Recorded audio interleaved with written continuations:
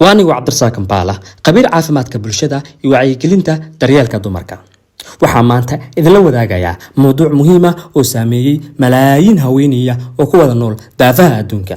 waxaa si qaas ah rabaa inuu mowduucan u gaaro gaar ahaan walaalaheena gabdhaheena Soomaaliyeed. waa xanuun caado ah oo afka qalaad lagu dhaho dysmenorrhea.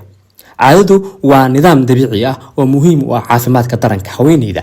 laakiin marka caadada ay noqoto mid la timaada xanuun daran oo joogto ah oo dhibaato ku keena nolosha haweeneyda, markaas waxaa leenahay tani ma aha waxa iska yimaada.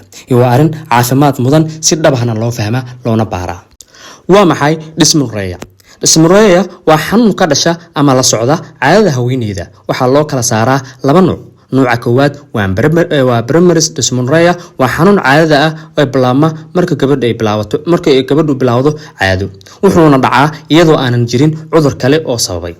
nooca labaad waa secondary dysmenorrhea, waa xanuunka caadada ay ka dhasha cudur kale oo gudaha ah sida endometriosis, fibroid, adenomyosis ama caabuqyada xubinta taranka PID. maxaa keena caadada? sababaha ugu badan waxaa kamid ah prostaglandins.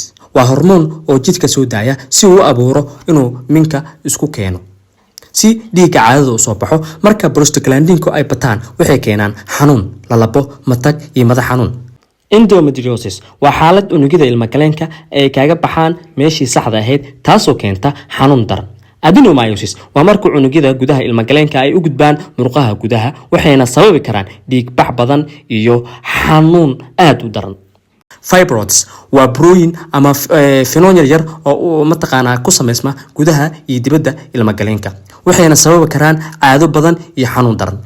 pelvic inflammatory disease ama PID waa caabuq ku dhaca xubinta taranka hoose, kaasoo sababa xanuun joogto ah iyo uur la'aan haddii aanan la daaweyn.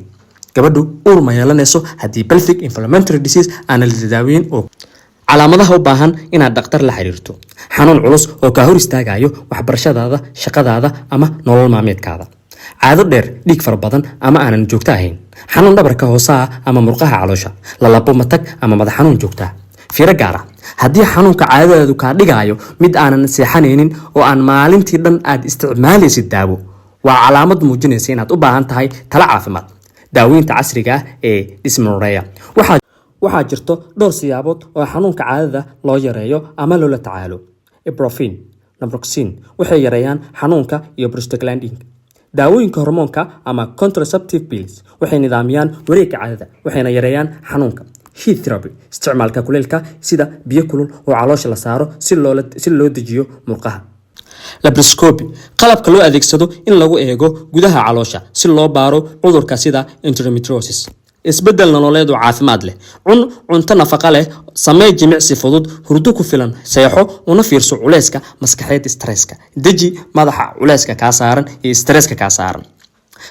walaashayda Soomaaliyeed, xanuunka caadada ma aha ceeb, mana aha wax laga aamuso. waa xaalad caafimaad oo dhab ah oo mudan in la fahmo, laga hadlo, loona helo daawooyin habboon. haddii aad dareento in caadadaadu aysan ahayn mid caadi aan ahayn oo xanuun daran aad la tacaalaysid, fadlan ha isdhimin ee la xiriir dhakhtar. waxaan jecelnahay inaan ku xaqiijino adigu waxaad mudan tahay daryeel, fahan iyo nolol caafimaad leh. noloshaada iyo caafimaadkaagu waa noo muhiim.